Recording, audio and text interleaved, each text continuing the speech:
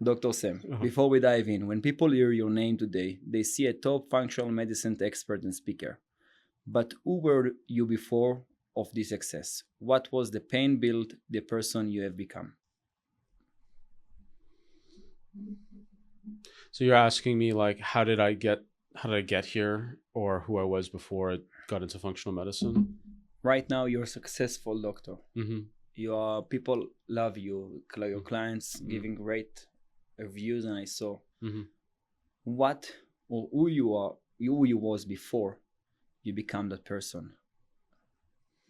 I've wanted to be in medicine since I was 6 years old. As my earliest memories were like I'm going to be a doctor. And I realized I would take a pivot into natural medicine. I was supposed to, air quotes, supposed to be the third generation medical doctor in my family, and I've just always had this direction of focusing on medicine and health. And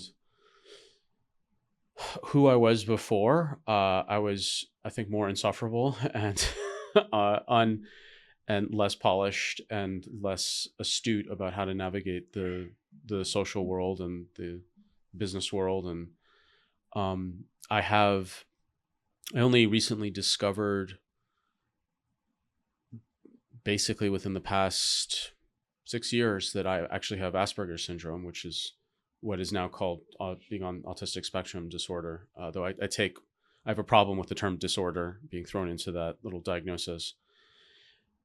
My Who I was before was someone without a more deeper understanding of how my brain operated and how my neurology worked and how I navigate the neurotypical world.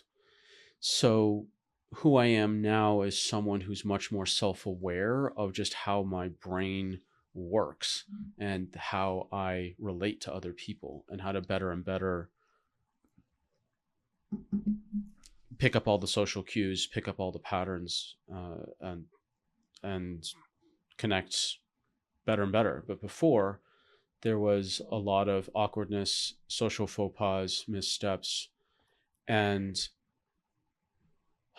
uh, I made the mistake that thinking my mind was the only thing that really mattered. And for anyone who's listening to this and is just purely identified with the mind, there's a lot there's a lot that's lost with that pure fixation.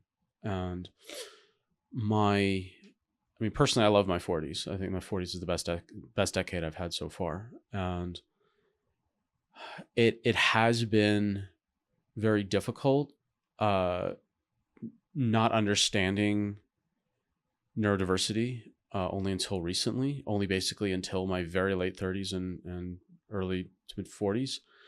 But today, the resources and understanding that's available to people to better understand themselves is just massive. I mean, I wrote a comedy show that's available for free on YouTube called Neurospicy: Love, Life, and Comedy on the Spectrum, and it's the 1 hour I wish I heard 30 years ago to better explain how my brain functions and how to better adapt to the neurotypical world.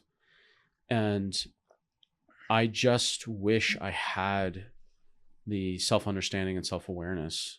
I think when I was younger, I think that there's the one mistake that I really made was trying to focusing on how do I figure out the external world like it's some sort of puzzle, when instead I really should have focused on how does my brain actually put pieces together of any puzzle. And just life was just exhausting. It's exhausting affair of I gotta figure out this, then this, then this, then this, then this. And if I had the tools and the awareness that I have now, I would have been able to figure out who I was and then navigate the external realities differently. I love that answer because it's connected to what I'm gonna ask you in the end. Okay. But before that, Dr. Sam Shay, how are you? How are you feeling? How am I feeling? At the moment, ironically slightly under the weather, but I can explain without losing street cred and rapport with the audience. Basically, I've had when I'm feeling not 100%. I look at, okay, what have I been doing in my life that's worn down, as opposed to blaming it on some sort of external thing, which there may be external influences, but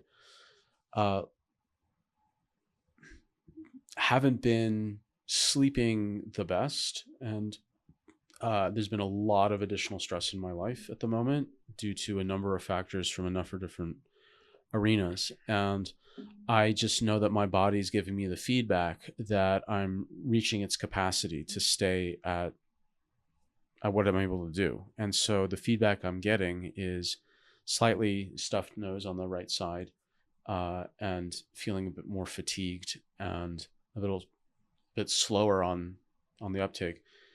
And that's my body informing me that I need to reevaluate how I'm living my life right now, so that I don't burn out or blow out something in my system that I'm going to pay for much heavily later. And that's the difference philosophically between functional medicine and Western medicine. Functional medicine is I'm looking at my symptoms not as something terrible, but rather as signals from my body that I have to reevaluate what I'm doing. I have to reevaluate my environment. I have to reevaluate my habits. I have to reevaluate what am I doing with my sleep, my diet, my exercise, that my body is always trying to do the best that it can with the information and nutrition that it has. And if it's not operating at 100%, then there's something there interfering with its optimal function. And whereas with philosophically Western medicine, Western medicine was built out of triage, out of military medicine, that are you dying or losing or on your way to permanently losing function of something or not? If you're not, go over there, take a painkiller, and stop complaining while we're dealing with these other real emergencies. And Western medicine is predicated on symptom suppression in order to buy time, in order to save the function of you, or save your life, or save the function of a thing. Western medicine is not about how to live optimally. It's about bringing someone from an emergency into stability. It's crisis. Philosophically, it's crisis remediation. Western medicine is not well equipped to help someone go from chronic to normal, and certainly not go from normal to optimal. Okay. Functional medicine is about that journey from chronic to normal and normal to optimal. So they're different philosophical parts of the same medical sandbox. Emergency care for one, functional optimization in the other. I love that answer, and I have a question for you before we're going to dive into my 5 questions. Mm-hmm. When we're speaking about the way of the 1% and what they teach us in the military, when you join special forces, or everywhere you're going, all the mentors speaking about learn how not stop working, doesn't matter what's happened to you in your personal life or in any other thing. You touch that you are pushing yourself, and your body give you signs.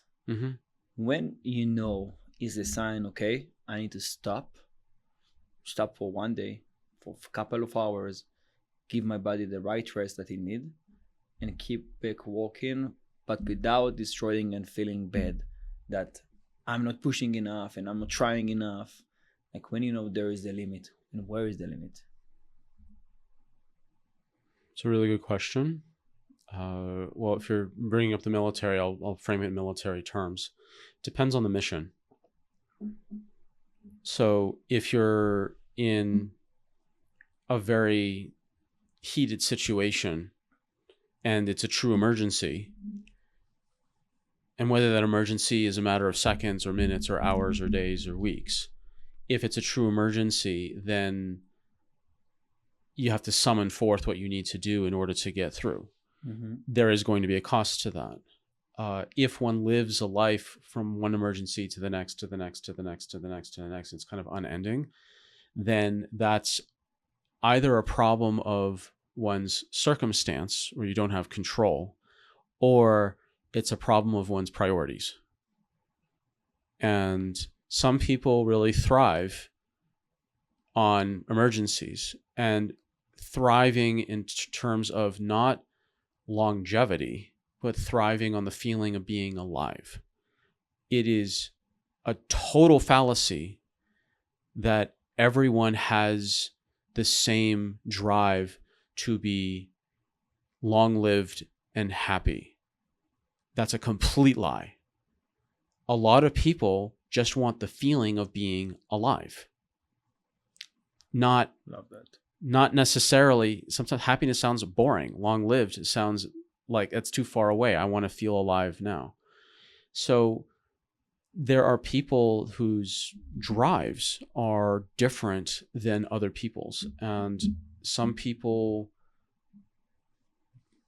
that's just their thing, to go from one emergency to the next, to the next. So they feel, you can look at emergency care personnel who I have the deepest respect for. I do not have the tools in functional medicine to do emergency care. That is not my skill set. That is not my interest. And I have the utmost respect for those that are in the emergency rooms trying to save lives from genuine emergencies. And some people just thrive on it. Other people truly burn out. And the same people who thrive on it also can burn out, but they love the ride. Oh, that's true. They love the ride. And when to know when is it appropriate to push through versus and endure versus when to properly rest, that first off, I think it's an age thing. That when someone who is driven is especially in their 20s and 30s and even into their 40s, they will push because they don't have either the full awareness of the consequences that's happening to their body, or they have so much reserve in their system that they just simply don't feel it, and it hasn't manifested as anything symptomatically that would cause them time to pause. There's also a real strong sense of drive in people who are driven to prove oneself and working hard, at least in the States and other Western countries, not all of them, that workaholism is valorized. And that is not true in other Western countries. So for example, I lived in New Zealand for 8 years, and there's a thing called tall poppy syndrome over there, where if you are seen working too hard, you're called a tryhard. And kids in school, and this is not me saying this, is other people in New Zealand telling this to me when I was there for 8 years, that if you're seen working too hard, it's the other people at work or at school are saying, hey, you're making us look bad. Now, whereas in the States, workaholism is valorized, it's looked down upon in New Zealand. And that's just a cultural reality. And culture absolutely has an effect. What your parents taught you or inculcated in you absolutely has an effect. Mm-hmm. My parents were absolute that academics was my number one priority. They literally told me that you can stay up as late as you want as long as you do extremely well in school. And people may think, oh my God, that's so great. That's just, no, not really, because what it created was a massive, it created this metric of success that didn't have much to do with social success or other arenas of life that are actually really, really important. And the idea that you can do whatever you want as long as you get good grades, I don't call that highly structured parenting. They're certainly much worse forms of parenting, but this kind of will intervene when you really screw up was honestly very lonely. I love that. Make me think what was my parents' priorities. I don't know. I just can say that they was great the way they was. Mm-hmm. But yeah, it's make me think about Well, I'm happy for you. I mean, I would love that parents were attentive not just to their child's education, but to all the other aspects of their life as well. Yeah, it was important for them to me to go to college, but Mm-hmm. they didn't. They was more important for them that I will follow my dream than do anything else. Yeah. I want to bring up one other thing about your question before. I'd say that how do I know when I shouldn't endure? So a couple things. If your body's giving you consistent feedback in the form of symptoms and other things, like that's a real time to pause and reflect. Number two is that there's physical symptoms, but there's also emotional symptoms. So resentment. So if I have repeated, strong, reliable resentment, that's a really strong signal that I need to reevaluate what's going on. Mm-hmm. So resentment is the best definition that I've found was it's I'm not on track to receive a consideration. Resentment is like I am engaged in it. I'm not on track to receive back some sort of fair return. So consideration means like I'm not getting the acknowledgement, I'm not getting the compensation, I'm not getting the apology, I'm not getting something in return for everything that I'm doing, in my view. And if I'm being asked, if I'm pushing myself, especially for someone else, and I'm being told to push, and I'm just feeling this burning resentment that's building up, that's a time to pause and reflect. It doesn't mean that if someone's resentful, automatically their perspective is correct. It just means that there's a perceived imbalance that is worth looking at, because resentment is so corrosive, not to the mind and also to the body. In fact, the French Revolution had a term for it, ressentiment. Literally, resentment. And resentment is like anxiety. It's one of those emotions. It's one of those emotions that can just be constantly there and just burn your entire system down. So when someone's wanting to get a feel for when is the time to not push through, literally check in with what is the emotional state here. What am I dealing with, not just physically, but also emotionally? Is there some sort of consistent, enduring, repeated, reliable negative emotion that I'm experiencing? It doesn't have to be resentment. It can be some other emotion, negative emotion as well, like frustration or anger or whatever it might be. But that would be a signal. Love that. Yeah. Okay, the next question. Mm-hmm. In your experience working with high performers, Mm-hmm. what separates the top 1% who truly sustain health, focus, and energy from the other 99% who burn themselves over and over again? Coaching and data. Coaching and data. Yeah, coaching and data. So the top 1% that I've worked with, they are data seekers and they want to be coached by someone who knows more than them in this particular narrow field that they are needing coaching in, and that they use data to hold themselves accountable for what they need to do, and they're on track for making the changes they should be. So in functional medicine, we use the best of Western medicine lab diagnostics with the best of natural medicine's lifestyle, diet, nutrition interventions. So we use Western technology to get the data, but our tools are diet, nutrients, lifestyle, etc.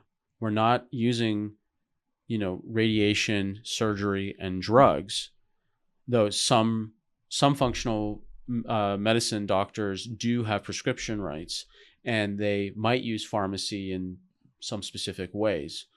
But when you're trying to be in the top 1%, what separates out the 1% from other people is they all have coaches and they all go based on the data. Love and they are unrelenting about that. They want the best fitting coaches and they want the best data, and they're willing to invest in both. No, that's true. I think when you have someone that knows better than you, learn. we have a tendency we tell to our friend, shut the fuck up and listen, because there is moment that you think, I say it a bit more diplomatically than that, Yeah. but that's one way. Yeah. because when you finish your military service, or when you are 20, 21 after college, you think you know everything. It's like, Oh yeah, I've been there. I have a friends that come here to the US. Yeah, over, let's do 1, 2, 3, 4. Do that. I say, man, you never even build a table in your life. You want to build like a building with 100 apartment? Doesn't make sense, and that's the problem. And I love that, and I think it's important. Okay, the next question. You love that question. You combine science, functional medicines, and even comedy. What role does humor and self-awareness play in healing and high performance?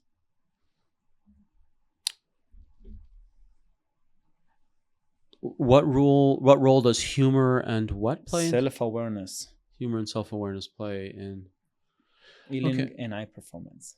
Okay. So humor is one of the best vectors for truth. Humor is one of the most palatable ways to deliver bad news and also to acknowledge a dynamic that has gone unspoken. What humor is, when you want to be a high performer, you have to be focused on the truth. What is true? Like data and coaching. You need data and you need coaching, and you need to focus on what is true here in order to progress and stay in that 1%. So humor is one of the most useful vehicles to be focused on what's real. And when I started seriously writing comedy back in 2019, I had done comedy back in 2006, 7, 8, again in 2017, but I really started focusing in on 2019. When I started doing stand-up comedy, I had no idea how much of a better writer, speaker, and thinker and truth spotter I would be. I had no idea. I did not go into comedy with those intentions. What the process of writing stand-up comedy is pretty harsh. I mean, you're talking about subjects, some of them are very challenging, and then having to share them publicly and receive real-time feedback on, was it funny and impactful in real time? It's a very, very brutal discipline. And the top performers in comedy, they are absolutely focused on cutting away what is useless and unnecessary. And most of what I have seen and read and studied about top performers, it's mostly a process of subtraction and not addition. I don't know, I can't remember who said it. It might have been Bruce Lee. It might have been Einstein. It's some incredibly recognizable person.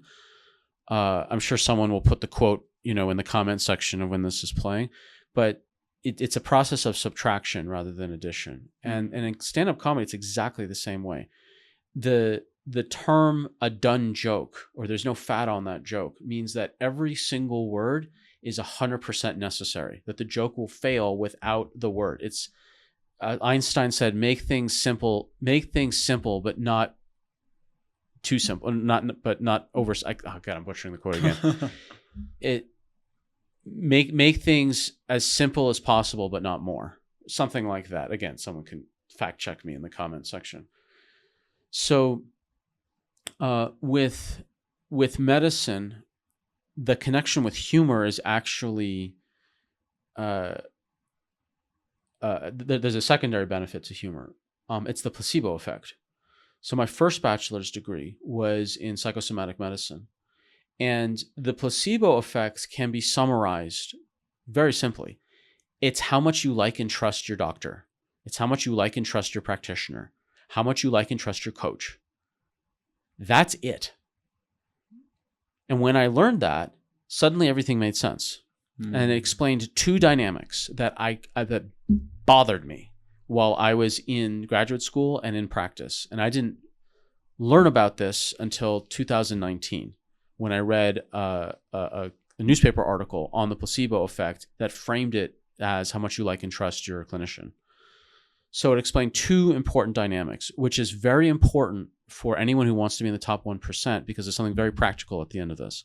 First dynamic, it answered. Number one, in the course of my education and my clinical career, I have met profoundly mediocre clinicians, just super average. And yet, in terms of their skill set, their protocols, like there was nothing special about them. And yet they get disproportionately excellent results they should not get. Why? Because every single one of these clinicians that I met were so damn likable. They were so likable that people liked them and trusted them. So explain that. On the reverse side, I've met clinicians who were so brilliant, they practically glowed. And their protocols were absolutely brilliant, but they were not getting the results they wanted. And they all had the same thing in common. They all had the personality of a doorstop. They were unlikable. I regularly get clients who don't, I literally spoke to one earlier this week. She came to see me because her existing functional medicine doctor is rude. Okay. And she just doesn't, he doesn't have good bedside manners. So, and then when I reflected on my own experience, if I was and I've worked with lots of practitioners for my own health because I was chronically unwell since I was a child, which was one of the reasons I was so motivated to get into medicine and also really focus on functional medicine, is because in my particular case, Western medicine was not only not working, it was counterproductive. So when I worked with practitioners who I did not like and or trust, every time I thought of any single recommendation they had, any protocol, any product I used, or even going to see them in the clinic, I clenched. I had a stress response. Cortisol is the stress hormone. So no matter how good their protocol was, I would hit a cortisol-tinged glass ceiling. So I could, because I would have a stress response. You can't fully heal if you're in stress. Mm-hmm. And then when I worked with practitioners who I really liked, the journey was so much easier and the results were better because I wasn't having the stress response. I was having the opposite. I was having relief, hope. So what's practical for someone who's trying to be in the 1% of performers is be likable. It's very cultish and frankly arrogant to think that I'm going to be like Steve Jobs. I'm going to be the top 1% and just be an asshole to everybody. That's true. Is what? I said that's true. You're right. Yeah, like that's very arrogant to think that you can get away with that. Some people do, and they're insufferable. And you know what? They're probably sociopaths or psychopaths where they just don't have the neurology to actually have guilt and or shame. And they also can be super high performers because they give so little care to what people think. And instead of ending up in jail, they just end up barreling through to create some sort of product or service that is so useful that the people that they hurt and the careers and lives and emotions that they just left all the shrapnel in their wake, they don't care because they created a thing and then they get valorized. And then people mistake their methods for their genius when they just happen to have aligned their aversive personality in the direction that happened to have worked. And yet everyone valorizes them on the cover of Inc. magazine and ignores the hundreds of thousands of companies that failed because someone was just cruel to those around them. I agree. And it's funny because I got a conversation with someone that I know that we one time went to meet someone to get advice from. And my friend didn't stop talking. The end of the conversation, I told him, we arrived to get advice. Why the fuck you didn't stop talking? And then he say, this is who I am. I don't give a shit what people think about me. And then in the Why same go moment, for advice then? So I told him, and then I told him, I understand you. You and me will do business together. I appreciate you as a person, but thank you very much. Yeah. And but I really agree. You ready for the next question? Yep. You have studied Quick question. Yeah. How old were you when this happened? 6 months ago? Like Okay. 26. Okay, so I'm glad you learned that lesson. And he was like 4 years older than me. Okay, I'm glad you learned that lesson at 26. I had to learn to not associate with people business-wise who act that way until I was in my 30s. Nice. So you're a faster learner than I am in that regard. I studied that when I was 22 with the Shut the Fuck Up and Listen. Is a shout out to Yovel. He one of the best TED Talk in the world. And he gave me that advice. He was sitting in front of it, told me, Yovel, you're smart, but you don't know nothing. Shut the fuck up. And then I take that sentence, and you don't know nothing, just know. You ready for the next? Yeah, and I agree with what he said, by the way. Yeah. You have studied genetics and human optimization. If you had to distill it down to one principle for mastering both body and mind, what will that be? One principle.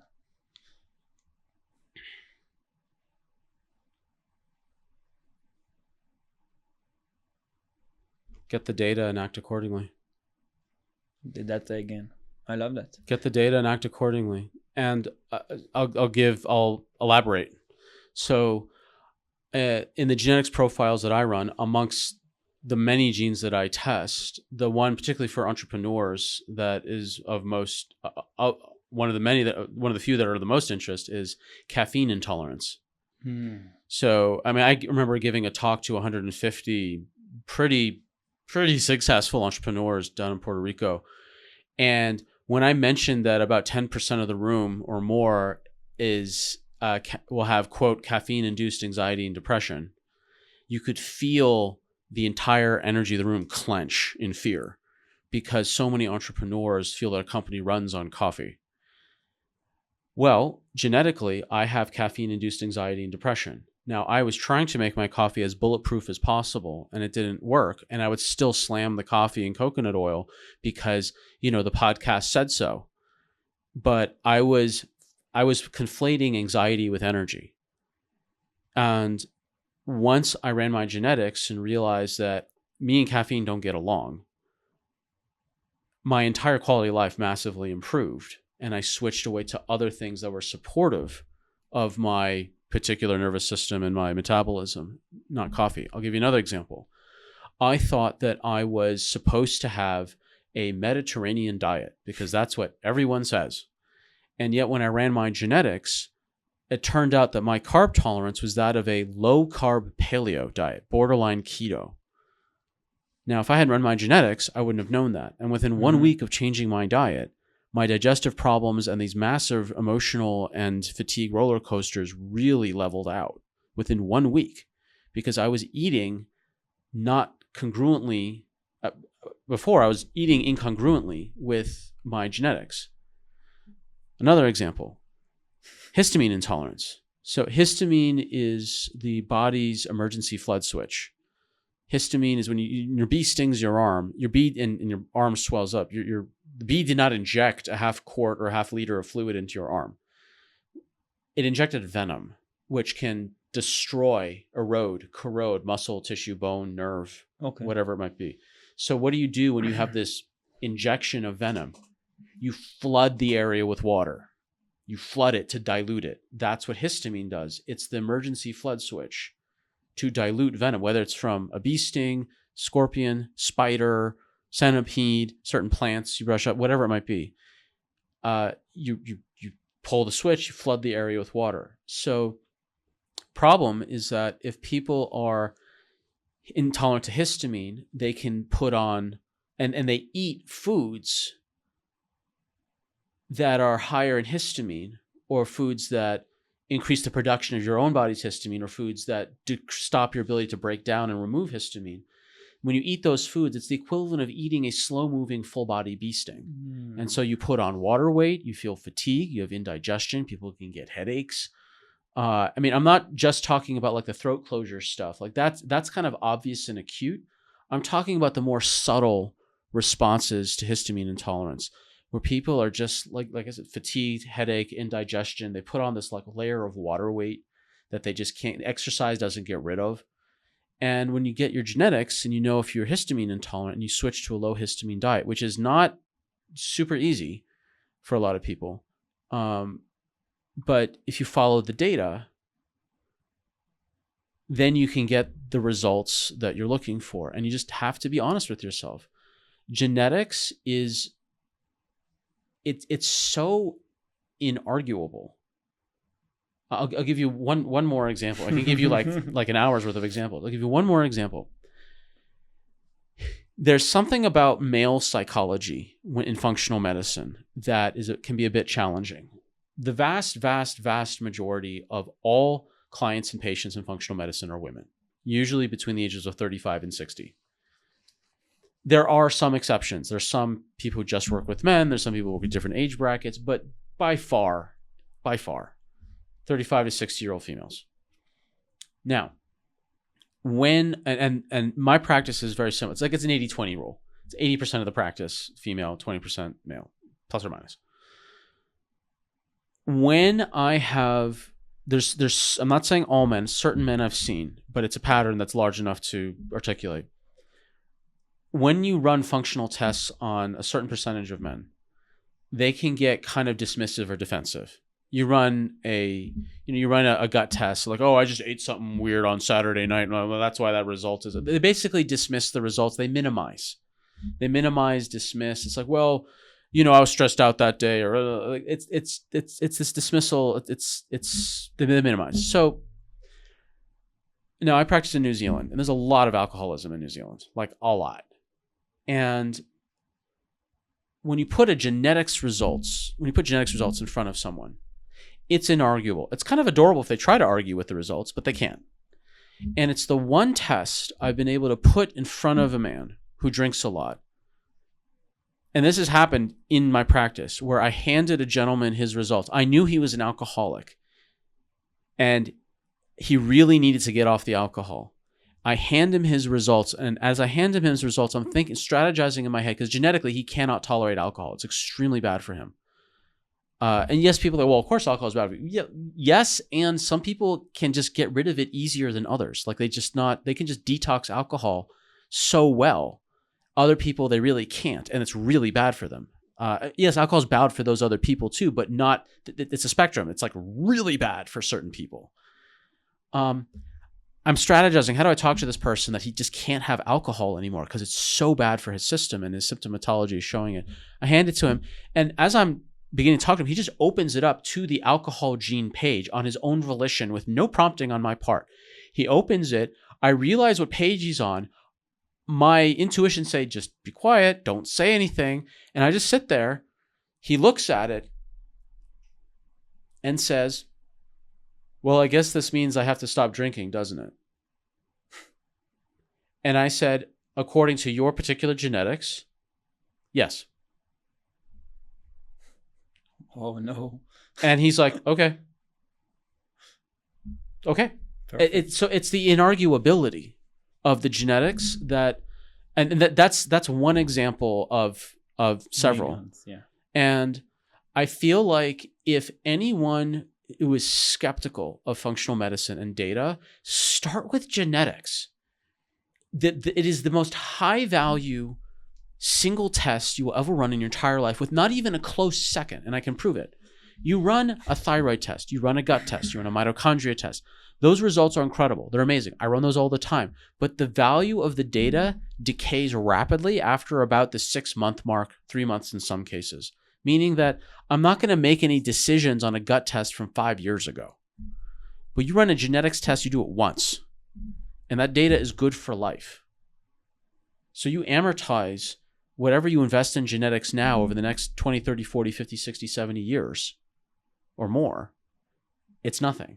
But you have to repeat all these other tests every year, which is necessary and helpful for those that really prioritize those resources to do it. But if you're going to start somewhere, start with the genetics testing. It's inarguable and it's permanent. Love that. So we have 3 more minutes. Okay. And I have the last question for you that I love the most. Okay. If the version of you from 10 years ago could meet the version of you today, what do you think he will be most proud of, and what the advice could you give him? Okay, so 10 years ago, as of this recording, I'll be 45 shortly. So Right, so let's say 35. 30, not 15 years, 30. 50, okay, 30. Okay. When you start everything.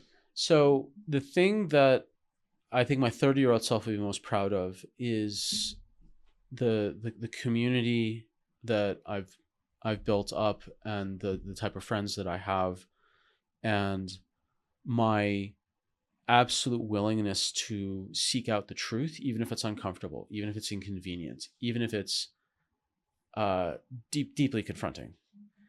And he'd be very proud of the work that I put into the comedy show, not because it's a comedy show, but because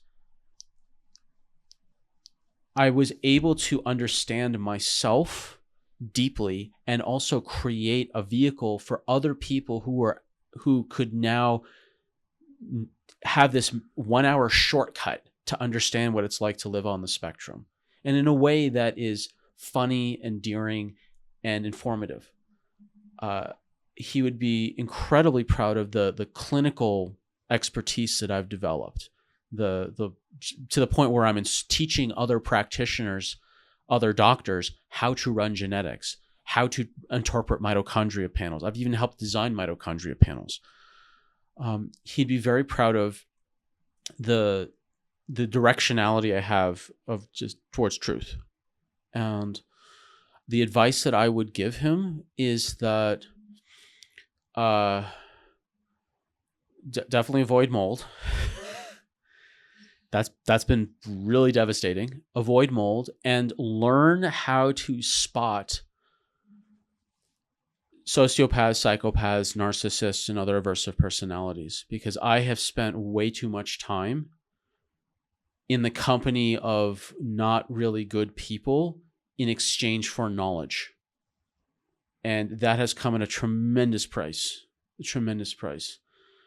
The other advice that I would give to him is to really study marketing and finances and wealth as much as you study clinical expertise. And that there's just a reality that if you're going to run a business, that you have to dedicate attention and mastery to the finances and the marketing side of it. Like it just doesn't work anymore to think you can walk into some part of a city, put up your little medical shingle, and suddenly you have a booming practice and everything's going great. It's a complete lie nowadays. It was totally true back in the 30s, the 40s, the 50s, the 60s, etc., where it was just a different world, totally different world. The other thing that I would encourage my 30-year-old self is pay closer attention to technology changes, whether it's AI, cryptocurrency. Crypto. Why didn't put $1,000 in Bitcoin in 2010? I actually had the opportunity in 2013 when it was like $400, but the person who was telling me about it was so insufferable. I think the reason why it took a long time for crypto to take off is because the 3 people who were talking about it were people who were so technologically advanced they were incomprehensible. Paranoid preppers who were insufferable, or the bleeding edge technocrats who were so who were invisible that you didn't know who they were. So it's like there were these 3 types of people that were all just talking about crypto that you just like, get away. I love that. Yeah. Nice. Sam, Yeah. Dr. Sam Shay. Yeah. I appreciate you. I appreciate the knowledge.